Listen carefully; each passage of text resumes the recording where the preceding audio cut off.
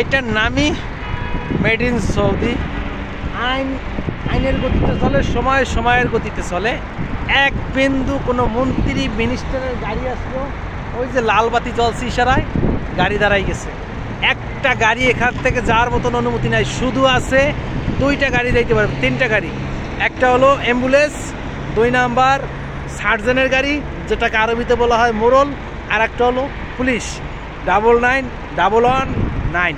এই 3টা গাড়ি যে কোনো ইশারা যে কোনো মুহূর্তে যাইতে পারবে। দেখেন কত সুন্দর গাড়ি যাইতেছে আসতেছে। এখন কিন্তু মাদ্রাসা টাইম, অফিস টাইম, যার কারণে রাস্তাটা ফ্রি আছে, ক্লিয়ার আছে, জামজট নাই।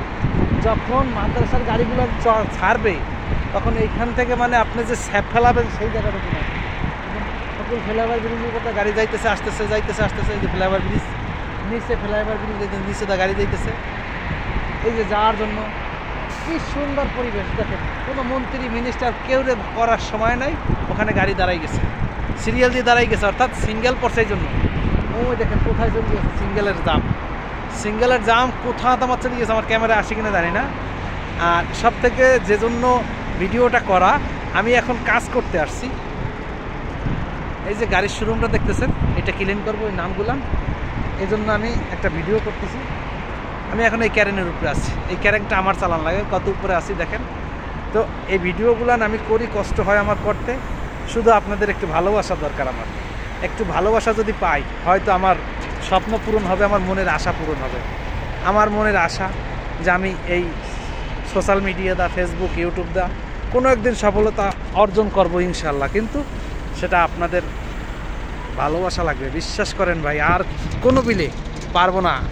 আল্লাহর অসীম রহমত আর আপনাদের ভালোবাসা, এই দুইটা যদি পাই, দুইটা যদি থাকে, তাহলে আমি সফলতা অর্জন করতে পারবো, নাইলে ভাই পারবো না।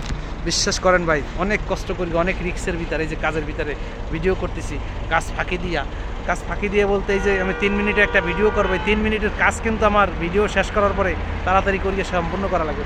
দেখেন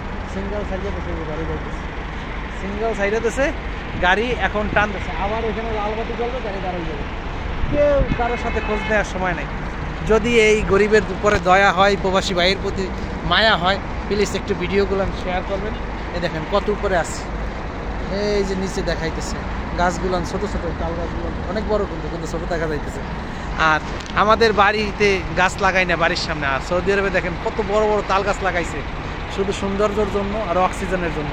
প্লিজ ভাই, যদি ভালো লাগে একটু ভিডিওগুলো শেয়ার করবেন, আর আমার প্রতি একটু দোয়া করবেন, আমার জন্য দোয়া করবেন যেন আমি এই ফেসবুক, ইউটিউব, এই সোশ্যাল মিডিয়া থেকে সফলতা অর্জন করতে পারি। ভালো থাকবেন, সুস্থ থাকবেন, আল্লাহ হাফেজ, আসসালামু আলাইকুম।